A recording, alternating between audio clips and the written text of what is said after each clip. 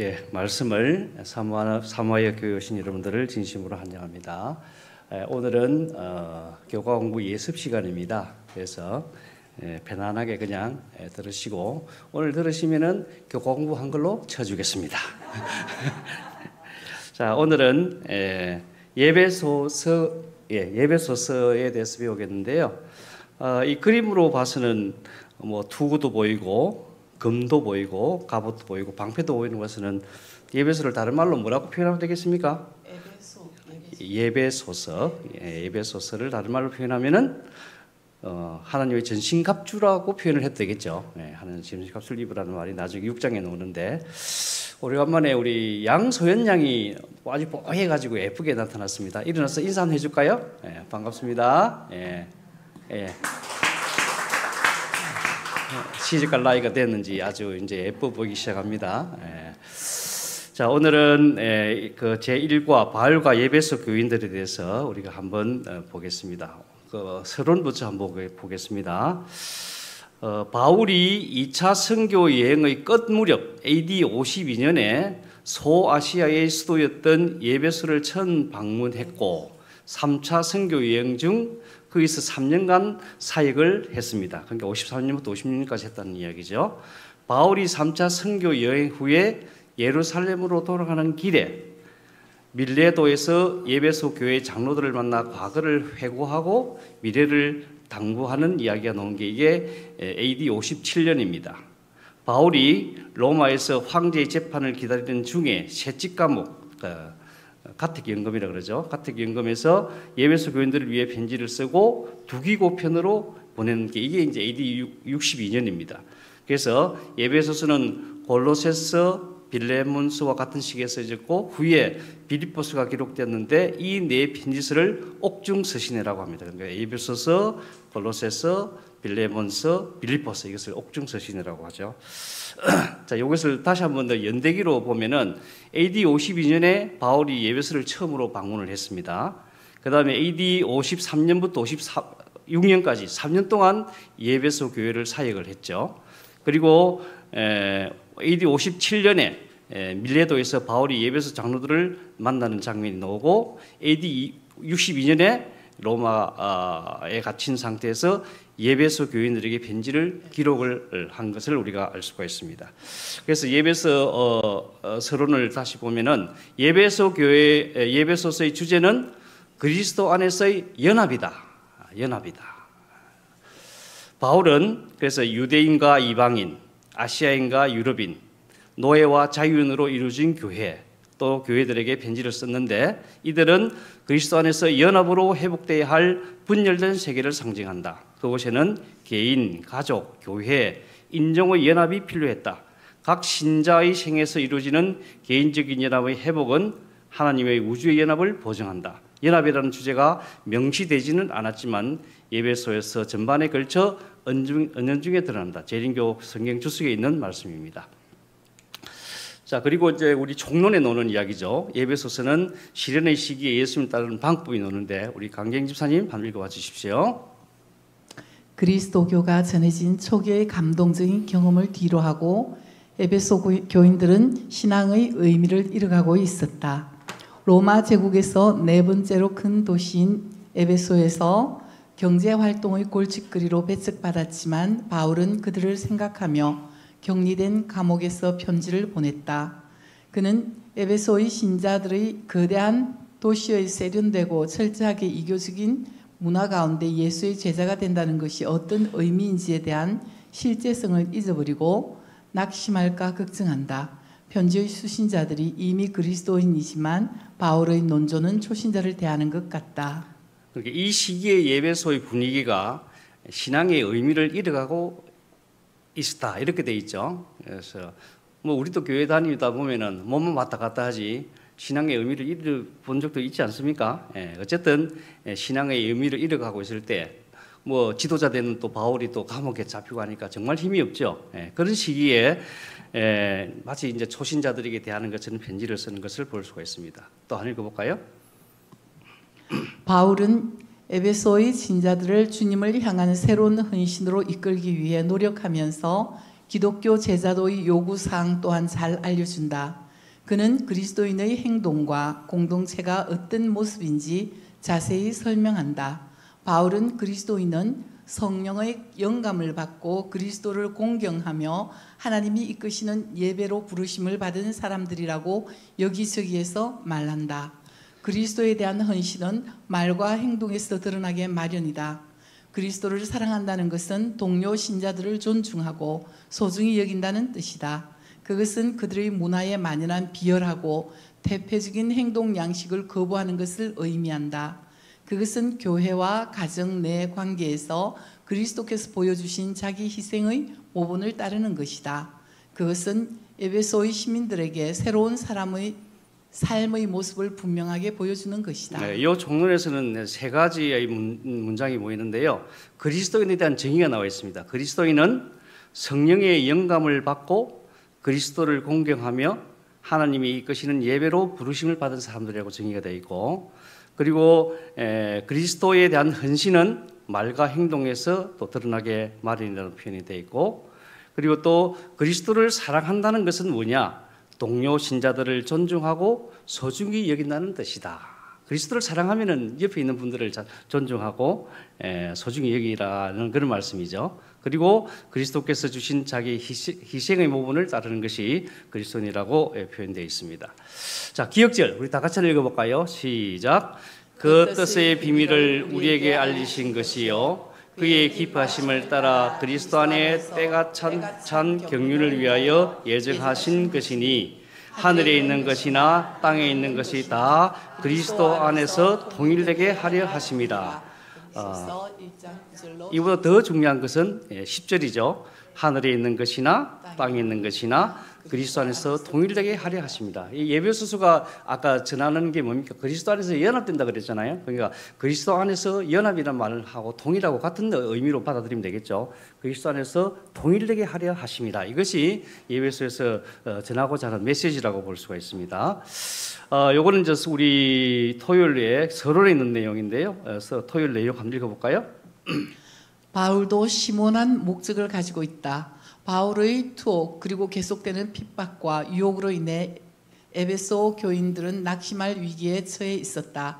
바울은 그들이 회심하여 그리스도를 구주로 영접하고 교회의 일원이 되었을 때 있었던 일을 상기하게 한다. 그들은 그리스도의 몸, 성전의 건축재, 그리스도의 신부, 잘 갖추어진 군대가 되어 그리스도 안에서 모든 것을 연합시키려는 하나님의 원대한 계획을 성취하는 데 전략적인 역할을 할 것이었다. 바울은 에베소 신자들에게 그리스도를 따르는 자로서의 완전한 정체성과 특권을 일깨우기 위해 편지를 보낸다. 여기에 보면은 그 교회에 대해서 이렇게 표현합니다. 그리스도의 몸이다, 성전의 건축재다, 그리스도의 신부다, 잘 갖춰진 군대다. 이런 것들이 그리스도 안에서 연합된 하나의 본을 보이는 것이라고 볼 수가 있죠. 자, 학습 목표는 뭐냐면은 예배서를 기록한 하나님의 원대한 계획. 하나님의 원대한 계획이 뭡니까? 하늘에 있는 것이다, 땅에 있는 것이다. 그리스도 안에서 뭐 하는 것이다? 통일되게 하는 것이다. 그리스도 안에서 연합되게 하는 것이다. 이것이 이제 하나님의 원대한 계획이죠. 자, 하나님께서 나를 위해 준비한 계획이 있습니까? 나를 위한 계획이 있죠. 그리고 행하기는 하나님의 원대한 계획을 이루는 그리스도의 삶을 살기로 선택하는 것이 오늘 우리가 행해야 할 것이라고 생각이 듭니다. 거기 보면 질문이 쭉 나와 있는데요. 1번은 넘어가고 2번, 예배소에서 예수의 이름이 높아진 것은 어떤 계기를 통해서입니까? 한 답을 이야기해 주세요. 강경 집사님. 예수 이름으로 귀신을 나가라고 했으나 오히려 테마사가 봉변당한 사건. 이게 이제 어떤 사건이 있냐면은 우리 바울 선생님이 뭐 손수건을 환자 위에 올리거나 앞치마를 올려놓고 이렇게 하면은 다 치유가 되는 거예요. 그러니까 그 당시에 유대인 7사람이 그 바울이 하는 모습을 보고 따라하는 거죠. 따라하다가 그 악한 영으로부터 질책을 받습니다. 나는 바울도 하고 예수도 한데 너는 누구냐? 누구냐 하면서 아주 봉배를 당하는 모습을 볼 수 있죠. 그런데 이 사람들이 마술사거든. 마술사예요.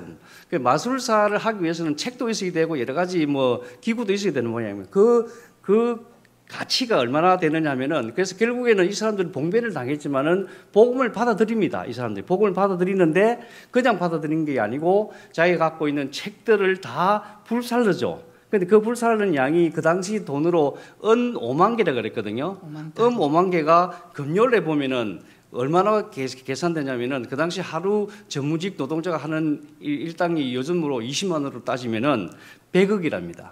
그러니까 그 책을 다 불살라 부르는데 100억을 이제 불살라 부리는 거죠. 그러면서 복음을 받아들이는 놀라운 것을 볼 수가 있죠. 자, 3번 봅시다. 바울의 전도 활동 중에서 예배소에서 직면한 반대는 어떤 성격이 것입니까? 답. 우상 장사하는 사람들의 이익과 관련된 반대이다. 예, 그렇죠. 여기는 또 뭐냐면은 그 당시 예배소에는 제일 유명한 게 뭐냐면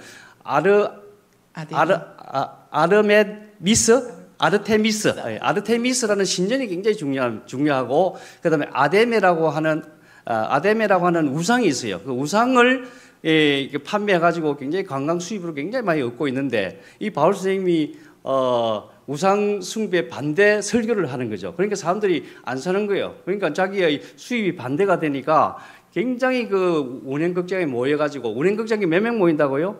2만 5천 명. 2만 5천 명. 그래서 이제 그 당시 예배소 인구가 25만 명이라는 걸 추정할 수가 있다고 하는데 어쨌든 거기서 막 데모를 해요. 예배소서는 아데메가 최고다라는 이런 이야기를 하면서 그래서 결국에는 바울이 도망가는 장면을 볼 수 있지 않습니까? 그런 이야기입니다. 그 다음에 네 번째 4번 펜지스가 예배소인들이 직면한 주제를 잘 다루고 있는 것은 무엇을 의미합니까? 답. 에베소 성도들이 당면한 위기를 깨닫게 하고 대처하도록 격려하는 것이다. 5번 예배소 전체를 관통하는 그 안에 가득한 주제는 무엇입니까? 예수 그리스도 안에서 우주적인 통일. 예, 이 그 표현이 계속 오는데 그리스도 안에서 굉장히 중요하죠. 그리스도 안에서도 중요하고 연합, 통일 이런 말이 계속 나오죠. 예배소가 권능에 대해 자주 언급되는 이유는 무엇이겠습니까? 에베소 도시가 우상의 권능에 굴복하고 있기 때문입니다. 예, 그래 우상의 권능보다는 하나님의 권능이 위에 있다는 걸 계속 이야기를 하는 거죠. 자, 다 같이 결론 한번 읽어보겠습니다. 시작. 에베소서는 낙심할 위기에 처해 있던 에베소 교인들을 격려하고 그들을 향한 하나님의 계획을 보여주기 위해 기록되었다. 만물을 그리스도 안에서 통일하려는 계획 가운데 에베소 교인들이 직면한 문제들은 모든 권세 위에 뛰어난 그리스도의 권능을 힘입어 극복될 것이다. 예, 지금은 내용을 모르는 상태에서 결론을 읽었는데 나중에 공부를 다 하고 난 다음에 다시 결론을 한번 더 읽어보겠습니다. 자, 예배소서는 로마 제국에서 네 번째로 큰 도시랍니다. 인구는 25만 명, 그리고 항구 도시고 예배소는 중요한 육로 교통의 요충지고 예배소 사람들은 많은 신을 섬기는데 도시 수호 여신을 여겨지는 아르테미스 또는 아데미라고 하죠. 아데미, 풍요의 신을 최고로 숭배했다. 바울은 두 번째 선교 여행의 마지막에 예배소를 처음 방문했고 바울의 3차 전도 여행 중에서 예배소를 3년도 머무르고 바울은 예배소에 기독교를 확고히 세우기 위해 그곳에 오랜 시간을 보냈다 돼 있고 아까 그 이야기죠. 바울을 통한 하나님의 능력 한번 읽어볼까요? 하나님이 바울의 손으로 놀라운 능력을 행하게 하시니 심지어 사람들이 바울의 몸에서 손수건이나 앞치마를 가져다가 병든 사람에게 얹으면 그 병이 떠나고 악귀도 나가더라. 예, 이게 이제 그 아데미 신이죠. 풍요와 다산의 여신으로 해가지고 이 우상 숭배를 섬기기 때문에 예배소가 잘 산다는 그런 어떤 그 우상 숭배 정신에 빠져 있고, 그래서 이 아데미를 다른 말로 다이아나라고 이렇게 합니다. 다이아나. 그래서 아르테미스 신전이 있는데 이 신전이 핵심 관광사로 도시 중요한 경제 동력이 됐다고 합니다. 자, 그래서 우리 사도행전 18장 19절 21절 한번 읽어볼까요? 에베소에 와서 그들을 거기 머물게 하고 자기는 회당에 들어가서 유대인들과 변론하니 여러 사람이 더 오래 있기를 청하되 허락하지 아니하고 작별하여 이르되 만일 하나님의 뜻이면 너희에게 돌아오리라 하고 배를 타고 에베소를 떠나. 예배소 첫 방문할 때 예배소 와가지고 하나님 뜻이면 한번 돌아오리라 생각했는데 결국 돌아오는 이야기가 나오죠. 자, 19장 1절에서 10절을 한번 읽어봅시다. 바울이 윗지방으로 다녀 에베소에 와서 바울이 회당에 들어가 석 달 동안 담대히 하나님 나라에 관하여 강론하며 권면하되 어떤 사람들은 마음이 굳어 순종하지 않고 두란노 서원에서 날마다 강론하니라. 두 해 동안 이같이 하니 아시아에 사는 자는 유대인이나 헬라인이나 다 주의 말씀을 듣더라. 아까 우리 53년부터 56년까지 3차 선교 유행일 때 예배소에서 사역한 걸 우리가 볼 수 있었습니다. 그래서 예배소가 그 당시에 있는 그림이죠. 제일 왼쪽에 로마가 있고 그 다음에 그리스 와서 고린도, 데살로니가, 빌립보, 예배소서가 있죠. 항구 도시고 뭐 그다음에 갈라디아, 다소, 안디옥, 다메섹, 예루살렘. 그다음에 좀 밑으로 보면은 알렉산드리아가 있겠죠. 그다음에 이제 그 당시에 7교회입니다. 그렇죠? 7교회. 여기가 어디? 지금 나라는 어디예요? 지금은 어떤 나라에 지금 속해 있습니까? 이 나라가? 7교회가 있는 나라가 터키죠. 이런 말로 티르키예라 그러네. 이 티르키에다 있는 겁니다. 그 다음에 이제 소아시아 7개와 당시 도로망이 굉장히 발달이 잘 돼 있다는 그런 이야기고, 여기가 이제 예배소의 그 도시의 전경입니다. 참 이게 아름답게 돼 있죠. 그 다음에 아까 우리가 그 바울이 2년 동안 두란노 서원에서 굉장히 강론을 많이 했다 그랬잖아요. 이 두란노 서원이 나중에는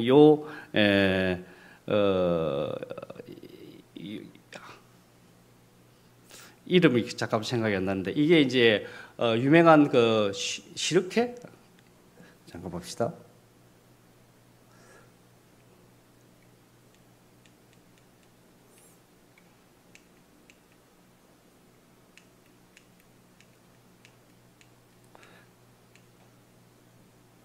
예, 켈수스 도서관이라고 합니다. 켈수스 도서관.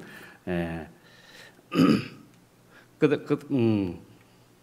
켈수스 도서관이 돼 있고, 여기 돼 있죠. 예. 그 다음에 첫째 날 교훈을 읽어볼까요? 안 나옵니다. 안 놉니까? 요 F2?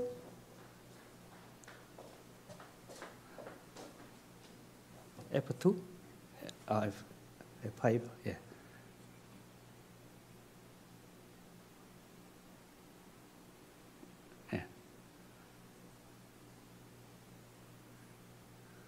됐습니다. 예. 교훈을 읽어볼까요? 첫째 날 교훈입니다. 2차 선교 여행 이후로 바울은 에베소에서 복음을 전하기 위해 노력했다. 아데미 숭배의 중심지에서 바울의 수고로 주 예수를 경외하는 사람들이 늘어났다. 그 다음에 우리 영감 교훈을 읽어볼까요? 마술책들을 불사란 것은 참된 회개의 증거. 에베소 사람들은 마술책들을 불사름으로 저희가 한때 좋아하였던 것을 이제 미워한다는 것을 나타내었다. 그들이 특별히 하나님께 범죄하고 그들의 영혼을 위태롭게 한 것은 마술을 의존하였기 때문이었으며, 그와 같이 붕괴를 나타낸 것은 마술을 대적하였기 때문이었다. 이리하여 그들은 참된 회개의 증거를 나타내었다. 사도행전 288페이지. 대단하죠. 회개의 증거가 대단하지 않습니까? 100억 원치에 해당하는 마술책들을 다 불살로 태웠으니까 복음을 받아들이는 그 참된 회개의 증거가 분명한 것 같습니다. 자, 운행극장에서의 폭동, 아까 이야기했는데 아르테미스 신전을 중심으로 한 관광 산업이었고, 바울의 유상 숭배 반대 연설로 빠따의 전원이 부족하다고 노는데,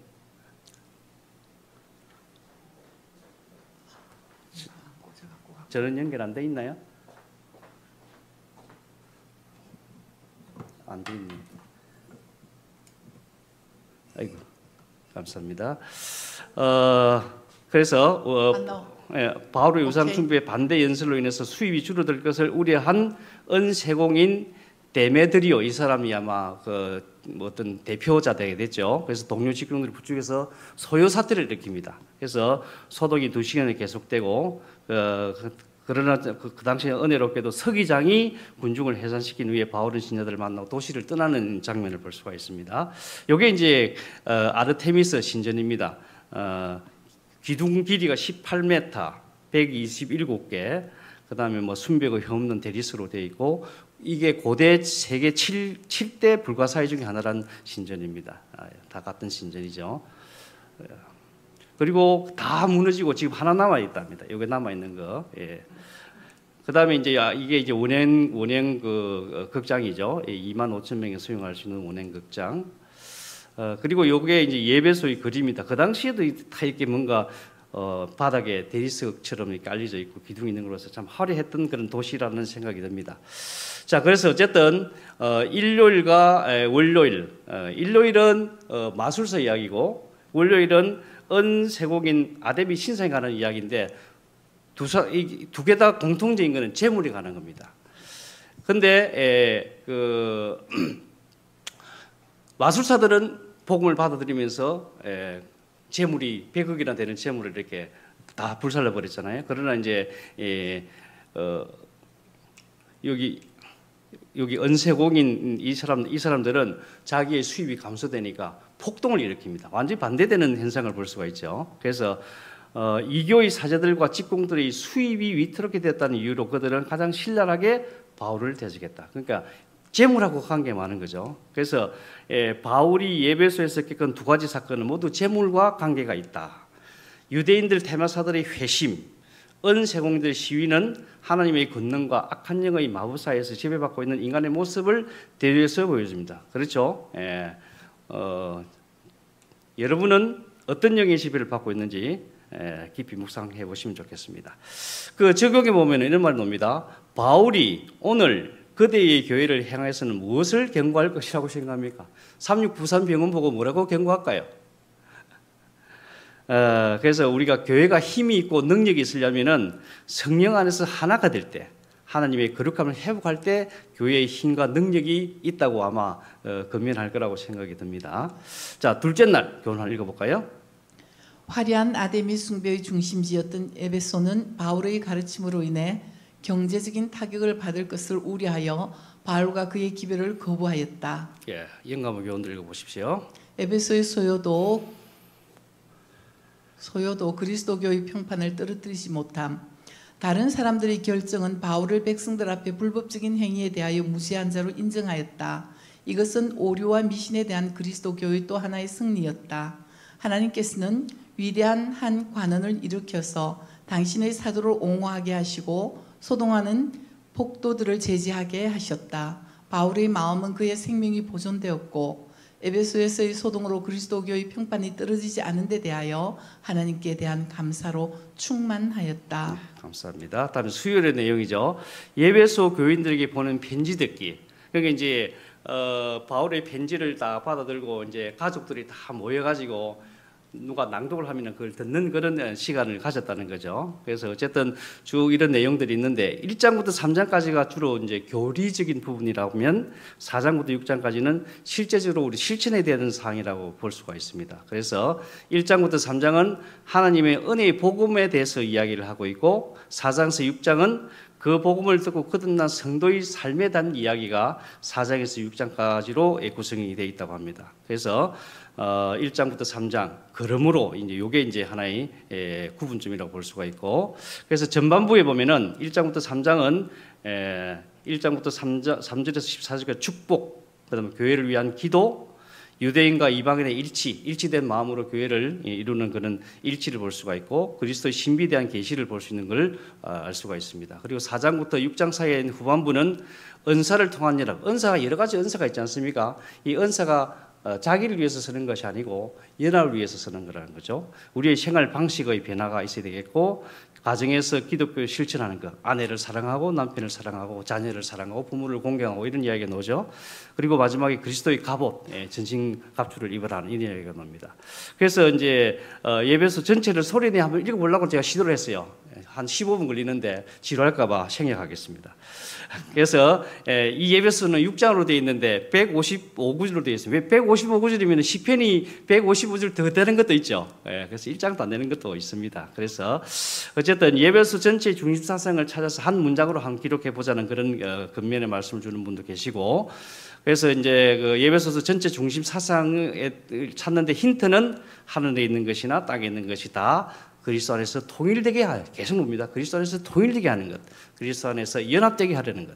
그다음 다섯 번째, 또 예배소 전체 중심의 사상 힌트 2는 그리스도는 위대한 중심이므로 그들이 그 중심에 접근하는데 비례하여 서로 가까워질 것이다. 그러니까 우리가 서로에게 화해가 잘 안 될 때 예수께로 다가가면 다 화해가 되지 않습니까?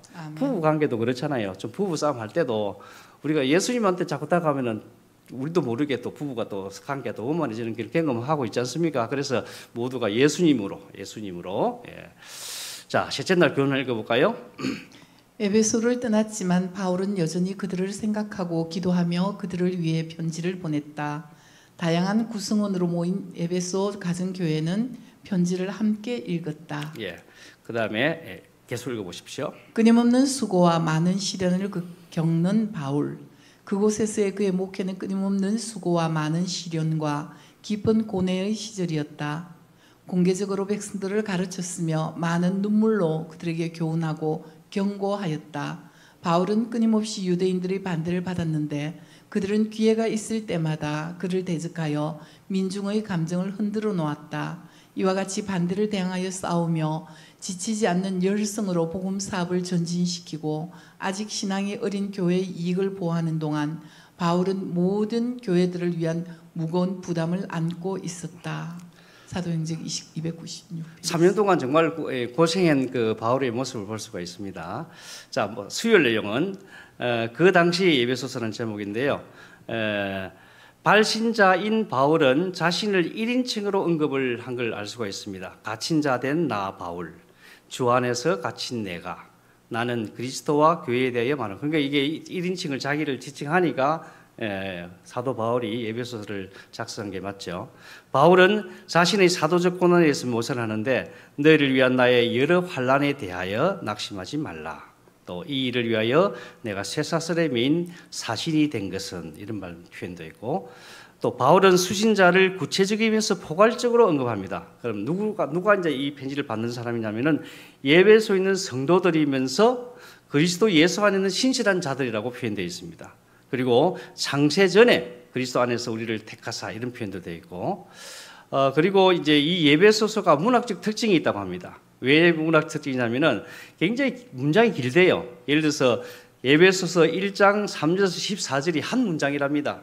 예, 한 문장이고 2장 1절에서 7절도 한 문장, 3장 1절에서 7절도 한 문장, 4장 11절에서 16절도 한 문장, 6장 14절에서 24절도 굉장히 한 문장이 굉장히 길죠. 예, 그래서 이 긴 것도 하나의 문학적 특징으로 볼 수가 있고 또 바울은 다른 어떤 편지보다도 찬양, 기도, 예배의 언어로 예배소서를 가득 채우고 있다는 걸 알 수가 있습니다. 세 번째, 예배소에는 교회에 관한 여러 언유적 표현이 나옵니다. 아까도 나왔죠. 그리스도의 몸이라든지 또 건물과 성전, 그리스도의 안에 그분의 군대, 이거 이렇게 언유적 표현을 많이 썼고 그 다음에 예배소서는 긴 문장, 반복적 표현, 매우 적절한 언유를 통해 고상하고 문학적인 문체를 보여준다. 바울은 어떤 편지보다 찬양, 기도, 예배 언어로 예배소서를 가득 채워놓으며 세심하게 다듬어지고 수학적으로 탁월한 구조들을 사용하겠다. 자, 넷째 날 교훈을 읽어볼까요? 에베소스는 비록 감옥에서 기록되었지만 수신자들의 상황부터 위대한 구원까지 폭넓은 주제를 다루며 찬양, 기도, 예배 등으로 편지를 가득 채우고 있다. 자, 계속해서 읽어보십시오. 에베소서에서의 승리가 세계적인 그리스도교 확산의 원동력이 됨.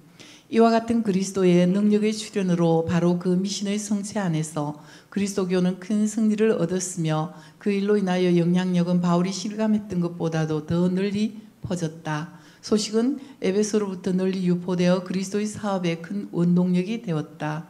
사도 자신이 그의 사명을 다한 오랜 후까지도 이 광경들은 사람들의 기억 속에 살아 있어서 복음으로 나오는 회심자들을 얻는 방편이 되었다. 네. 그다음에 이제 목요일 내용인데요. 목요일 내용의 제목이 뭐냐면은 그리스도로 가득한 편지라고 표현되어 있습니다. 특별히 이 예배소서에서는 그리스도라는 말이 50회나 나온다고 하고 그리고 안에서라는 말이 40회 이상 또 그리스도 안에서 이 유사한 문장이 30번 이상 사용되는 걸 볼 때 이 그리스도 이야기가 굉장히 많이 그리스도로 가득한 편지 이 내용이 많이 나와 있다고 합니다. 그리고 첫 번째 그리스도 안에서 신령한 복을 주심. 한번 읽어볼까요? 예배소서 1장 3절. 그리스도 안에서 신령한 복을 주심. 찬송하리로다. 하나님 곧 우리 주 예수 그리스도의 아버지께서 그리스도 안에서 하늘에 속한 모든 신령한 복을 우리에게 주시되. 예, 그리스도 안에서 주는 거죠. 그다음 또 두 번째는 그리스도 안에서 사람을 택하심. 자, 한번 읽어보십시오. 곧 창세전에 그리스도 안에서 우리를 택하사. 예, 세 번째 그리스도 안에서 하나님의 아들이 되게 하심. 예수 그리스도로 말미암아 자기의 아들들이 되게 하셨으니. 네 번째 그리스도 안에서 하나 되게 하심. 하늘에 있는 것이나 땅에 있는 것이 다 그리스도 안에서 통일되게 하려 하심이라. 다섯 번째 그리스도 안에서 영광의 찬송이 되게 하심. 이는 우리가 그리스도 안에서 전부터 말하던 그의 영광의 찬송이 되게 하려 하심이라. 그다음 여섯 번째 그리스도 안에서 성령의 인치심을 받음. 그 안에서 또한 믿어 약속의 성령으로 인치심을 받았으니.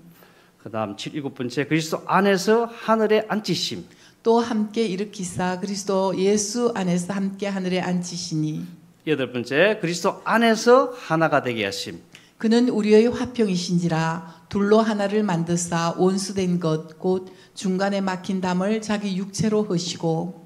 계속해서 그리스도 안이라는 말이 계속해서 나오죠. 그래서 예배소의 내용을 요약하면은 바울이 사랑했던 그리스도 이야기라고 표현을 할 수가 있습니다. 그래서 그리스도 안에서라는 말은 모든 독자들의 초점을 예수께로 향하도록 하는 그런 목적이 있다고 합니다. 그리고 이제 목요일 날에 보면 아까 우리 초반에도 처음에 서론에서 배웠지만 몸으로서의 교회 또는 건물 성리로서의 교회, 신부로서의 교회, 군대로서의 교회가 나와 있는데 각각 고유한 방식으로 교회를 향한 하나님의 목적과 의도가 무엇인지 드러낸다. 그래서 교회에 대한 네 가지 은유를 한번 보면은 자, 몸에 대해서 한번 읽어볼까요? 몸, 기독교인들은 예수의 몸의 일부분이다. 예수의 몸을 일부로서 교회 회원들은 다른 사람들에게 예수에 대한 사랑과 그분에 대한 충성심을 보여줍니다. 교인들은 또한 서로 평화와 합의를 보여줍니다. 박강재 스님은 요 지금 몸 중에서 어느 부분에 포함됩니까? 팔을 딱 굴리고 몸통이 있는데 어느 부분에 포함됩니까? 이 중에 하나겠죠. 네, 하나겠죠. 그래서 우리가 하나하나 모여서 뭐가 된다? 몸이 되고 교회가 된다. 이런 뜻이겠죠. 자, 두 번째 성전 하나 읽어볼까요? 성전. 교회는 살아있는 성전입니다. 예수님은 갈보리에서 십자가에 못 박혀 돌아가실 때 이 성전을 지으셨다. 우리는 이 성전, 교회에서 하나님을 예배한다. 그다음에 신부. 이 신부 굉장히 감동적인 내용입니다. 읽어보십시오.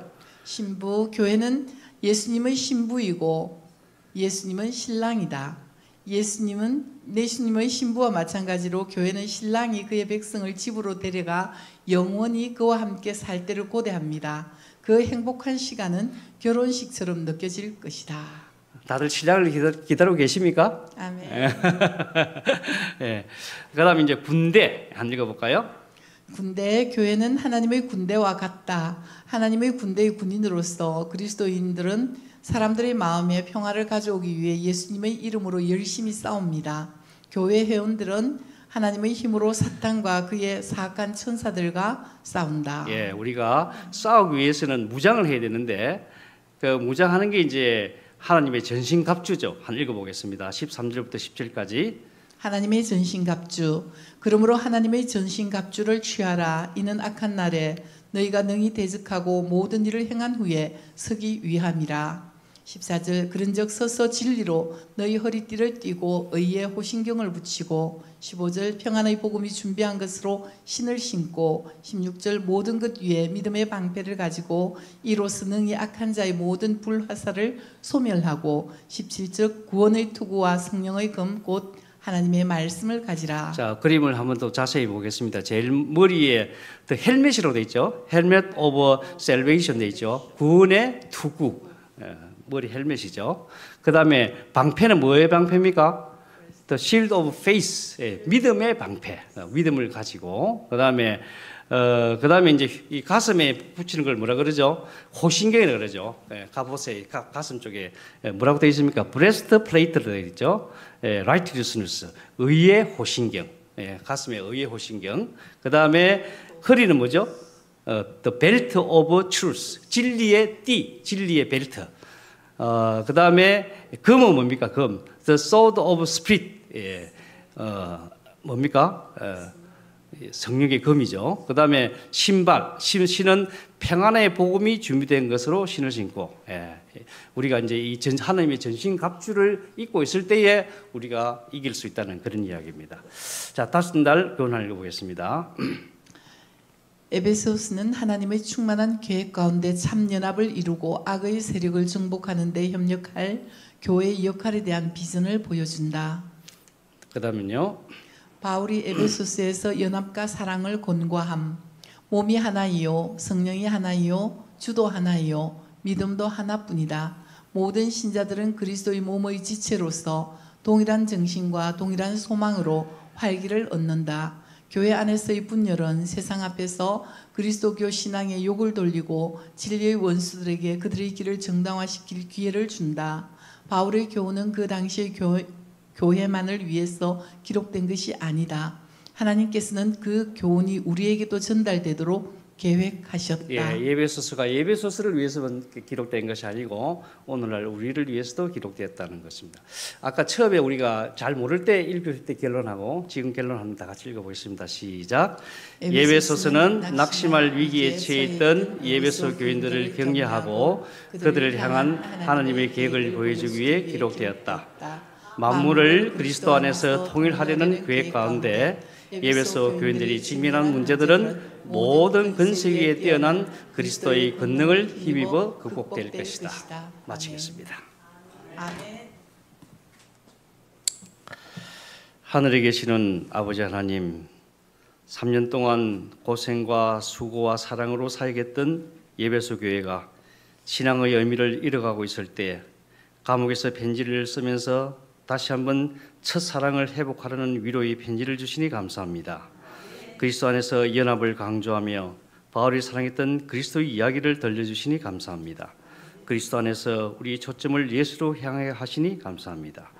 그리스도인은 성령의 영광을 받고 그리스도를 공경하며 하나님이 이끄시는 예배로 부르심을 받은 사람들이며 그리스도를 사랑한다는 것은 동료 신자들을 존중하고 소중히 여긴다는 뜻이라 하여 사오니 그리스도인이 되게 하시며 그리스도를 사랑할 수 있도록 은혜 주시옵소서. 바울이 사랑했던 예수님의 이야기가 우리들의 인생이 될 수 있도록 축복해 주시옵소서.